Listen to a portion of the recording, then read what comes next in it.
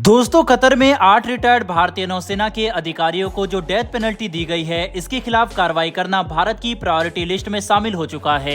अपने नागरिकों की सुरक्षा और इन्हें निर्दोष साबित करके वापस भारत लाने की कोशिश तेजी से आगे बढ़ रही है। हमने शुरुआत में ही ये बात बताई थी कि भारत के पास विकल्प काफी लिमिटेड है, लेकिन हम फिर भी काफी बड़े कदम उठा सकते हैं और इसी के तहत आज की इस वीडियो में बताएंगे कि वह कौन से स्टेप है जो भारत फिलहाल उठा रहा है। दरअसल दोस्तों, लेटेस्ट रिपोर्ट के मुताबिक आपको सबसे पहले ये बताना चाहेंगे कि 48 घंटों के अंदर भारत ने कतर को घुटनों पर लाने वाला एक बड़ा कदम लेने का फैसला किया है। हम सभी को पता है कि भारत दुनिया के चावल का 40% अकेले निर्यात करता है और इसमें से भी अधिकतर चावल खाड़ी देशों द्वारा खरीदा जाता है। कतर अकेले हर साल भारत से 1.5 अरब डॉलर तक चावल का आयात करता है और भारत कतर की कुल राइस रिक्वायरमेंट का 65% तक पूरा करता है, जिसका मतलब यह है कि भारत द्वारा चावल के निर्यात पर लगाए गए कोई भी प्रतिबंध कतर की फूड सप्लाई को घुटनों पर ला देगा। वहीं पर इसी को ध्यान में रखते हुए कतर पर दबाव बनाने के लिए भारत ने नवंबर महीने में कतर को भारत से जाने वाली चावल की सप्लाई पर प्रतिबंध लगाने का फैसला किया है।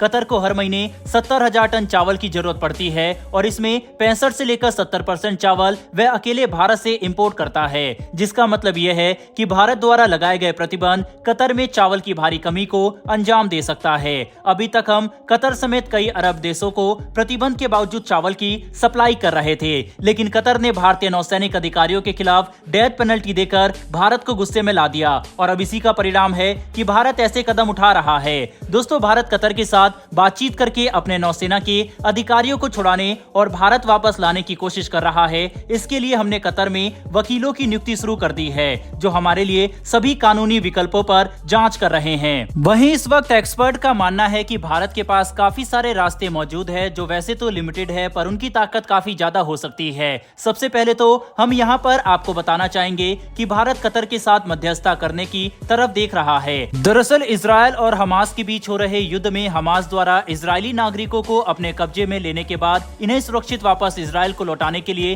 कतर बीच में मध्यस्थता कर रहा है, जिसका मतलब यह है कि कतर बातचीत में भरोसा करता है और वह खुद इस तरह की भूमिका निभाने में सक्रिय है। ऐसे में भारत खाड़ी देशों में अपने मित्र देश का इस्तेमाल करके कतर के साथ अपने नौसेना के इन रिटायर्ड अधिकारियों को डेथ पेनल्टी से बचाने और वापस भारत भेजने के लिए मध्यस्थता करवा सकता है, जिसमें बहरीन जैसे देशों का नाम सबसे ऊपर है। वहीं इसके अलावा भारत के पास इंटरनेशनल कोर्ट ऑफ जस्टिस यानी ICJ का विकल्प हमेशा खुला है, जहां जाकर हम कतर की अदालत द्वारा अपनी नौसेना के पूर्व अधिकारियों को दिए गए डेथ पेनल्टी के ऊपर रोक लगवा सकते हैं और कतर को यह फैसला मानना ही पड़ेगा, क्योंकि कतर 2017 में खुद इंटरनेशनल कोर्ट ऑफ जस्टिस का दरवाजा खटखटा चुका है। ऐसा तब हुआ था जब सऊदी अरब और संयुक्त अरब अमीरात जैसे देशों ने कतर के ऊपर आतंकवाद को प्रमोट करने का आरोप लगाकर कतर पर काफी सारे प्रतिबंध लगा दिए थे, जिसकी वजह से अपने नागरिकों पर हो रही प्रताड़ना को रोकने के लिए कतर ने ICJ का दरवाजा खटखटाया। इसके अलावा कानूनी तौर पर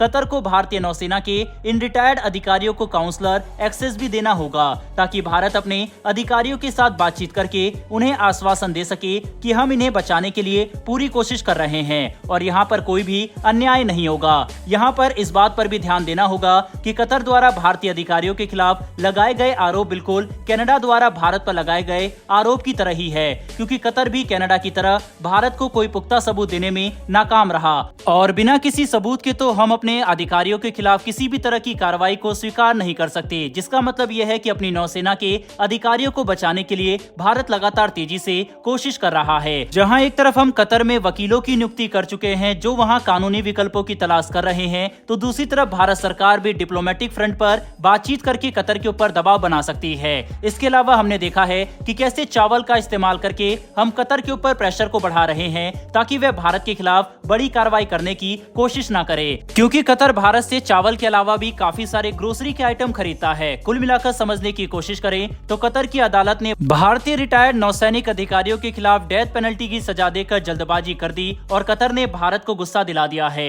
इसी वजह से अब भारत कतर के खिलाफ कोई कठोर कार्रवाई करने से भी पीछे नहीं हटेगा, जिसकी शुरुआत चावल के निर्यात पर प्रतिबंध लगाने से हो चुकी है।